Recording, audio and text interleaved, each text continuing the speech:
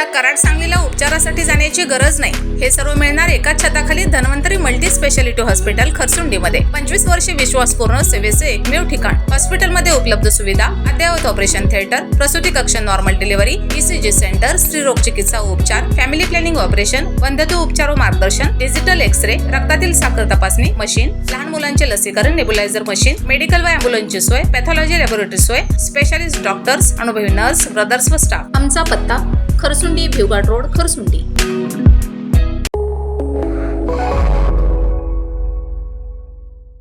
नमस्कार, मी मयुरी आणि आपण पाहत आहात 7 स्टार न्यूज. अखिल भारतीय मराठा सेवा संघ शाखा आटपाडी यांनी आयोजित केलेली जरांगे पाटलांची सभा आटपाडीच्या इतिहासात न भूतो न भविष्यती अशी पार पडली.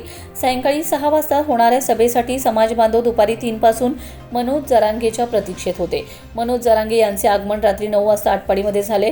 आटपाडीमध्ये प्रवेश करताच नगरपंचायत समोरील छत्रपती शिवाजी महाराजांच्या पुतळ्यास पुष्पहार अर्पण करून सभास्थळी आले असता उपस्थित समाज बांधवांनी त्यांचे स्वागत पुष्पवृष्टी करून तसेच हलगीच्या व फटाक्यांच्या कडकडाटच्या आवाजाने परिसर दणाणून सोडलाय.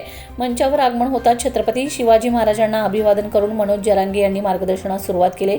मराठा समाजाच्या नोंदी रद्द करण्याचा प्रयत्न, त्याचप्रमाणे कुणबी प्रमाणपत्रांचा प्रश्न व ओबीसीतून आरक्षण तसेच विविध शासकीय योजनांमधील अडचणी यावरून त्यांनी सरकारवर खास करून मंत्री बावनकुळे यांच्यावर जोरदार हल्लाबोल केलाय.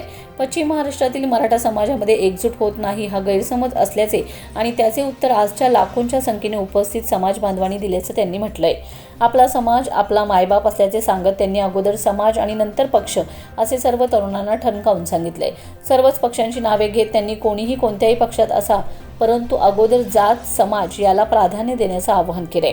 त्याचप्रमाणे 29 ऑगस्टच्या आंतरवालीच्या आंदोलनासाठी गावागावात बैठका घेऊन समाज जागृत करून प्रत्येकाने उपस्थित राहण्याचं आवाहन केले.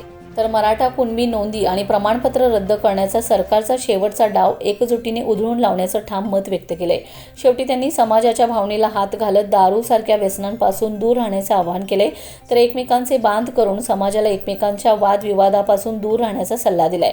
त्यासोबतच जो समाजासाठी उभा राहणार नाही त्याला समाजाने अजिबात मदत करू नये असे ठणकावून सांगितले. आटपाडीच्या इतिहासात आजपर्यंत इतक्या मोठ्या समाज बांधवांच्या संख्येने सभा होण्याची पहिलीच वेळ असून मंचावर कोणत्याही प्रस्थापित नेत्यांशिवाय सभा खूप चांगल्या प्रकारे यशस्वी झाल्याने आयोजकांनी आभार मानत समाधान व्यक्त केले. विशेष बाब म्हणजे मंचावर उपस्थित न राहणारे तालुक्यातील मराठा समाजाचे प्रस्थापित नेते पहाटेच्या वेळी दादांच्या मुक्कामी भेट घेऊन आल्याची चर्चा आज सकाळपासून संपूर्ण आटपाडीत रंगली होती.